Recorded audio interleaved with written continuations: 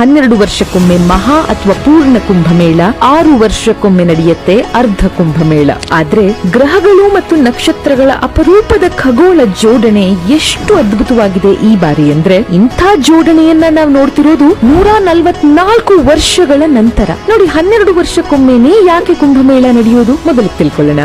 Jupiter ಅಂದ್ರೆ ಬೃಹಸ್ಪತಿ ಗ್ರಹದ ಹೆಸರಿನ ಮೂಲಕ ಹೇಳ್ಬೇಕಂದ್ರೆ ಗುರುಗ್ರಹ. ಸೂರ್ಯನ ಸುತ್ತ ಒಂದು ಸುತ್ತು ಸುತ್ತೋದಕ್ಕೆ ಅಂದ್ರೆ ಫಾರ್ 1 ರೆವಲ್ಯೂಷನ್ ಇದಕ್ಕೆ ತಗೊಳ್ಳೋದು 11.86 ವರ್ಷಗಳು ಅಂದ್ರೆ 4333 ದಿನಗಳು. ಆದ್ರೆ ಇದನ್ನ ನಾವು 12 ಅಂತ ರೌಂಡ್ ಆಫ್ ಮಾಡ್ಕೊಳ್ಳೋದ್ರಿಂದ ಆ ಡಿಫರೆನ್ಸ್ ಇನ್ ಡೇಸ್ ಏನಿದೆ ಇದು ಶತಮಾನಕ್ಕೊಮ್ಮೆ ಅಡ್ಜಸ್ಟ್ ಆಗುತ್ತೆ. Just like leap year concept. ಭೂಮಿ, ಸೂರ್ಯ, ಚಂದ್ರ, ಗುರು ಒಂದೇ ಸಾಲಿನಲ್ಲಿ ಬಂದು ನಿಂತಿರೋ ಅತೀವ ಶುಭಪ್ರದ ಘಳಿಗೆ ಇದು. ಸೈಂಟಿಫಿಕಲಿ ಅಂತ ತಗೊಂಡಾಗ್ಲೂ ಇಂಥ ಪ್ಲಾನೆಟರಿ ಅಲೈನ್ಮೆಂಟ್ಸ್ ಭೂಮಿಯ ಶಕ್ತಿಯನ್ನ ಹೆಚ್ಚಿಸಿ ಅದರಲ್ಲೂ ವಿಶೇಷವಾಗಿ ತೀರ್ಥಕ್ಷೇತ್ರಗಳಿಗೆ ಅತೀವ ಶಕ್ತಿಯನ್ನ ನೀಡುತ್ತೆ. ಯಾಕಂದ್ರೆ ಭೂಮಿ ಮತ್ತು ಮನುಷ್ಯರು ನಾವು ಎರಡರಲ್ಲೂ 72% ನೀರೇ ಇರೋದು. ಇನ್ನು ಪ್ರತಿ 12 ವರ್ಷಕ್ಕೊಮ್ಮೆ ಇಂಥ ಪ್ಲಾನೆಟರಿ ಅಲೈನ್ಮೆಂಟ್ಸ್ ಕುಂಭಮೇಳಕ್ಕೆ ಸಾಕ್ಷಿಯಾಗುತ್ತೆ. ಆದ್ರೆ ಇದನ್ನ ಆಚರಿಸುವ 4 ಪುಣ್ಯಕ್ಷೇತ್ರಗಳಲ್ಲಿ ಆಯಾ ಕ್ಷೇತ್ರದ ಆಸ್ಟ್ರೋನಾಮಿಕಲ್ ಅಂದ್ರೆ ಖಗೋಳ ಶಾಸ್ತ್ರೀಯ ಬದಲಾವಣೆಗಳಿಂದ ಕುಂಭಮೇಳದ ದಿನ ನಿಗದಿಯಾಗುತ್ತೆ. ಜನವರಿ 13ರಂದು ಪ್ರಾರಂಭವಾಗಿ ಫೆಬ್ರವರಿ 26ರವರೆಗೆ ಉತ್ತರ ಪ್ರದೇಶದ ಪ್ರಯಾಗ್ರಾಜ್ ನಲ್ಲಿ ನಡೀತಾ ಇದೆ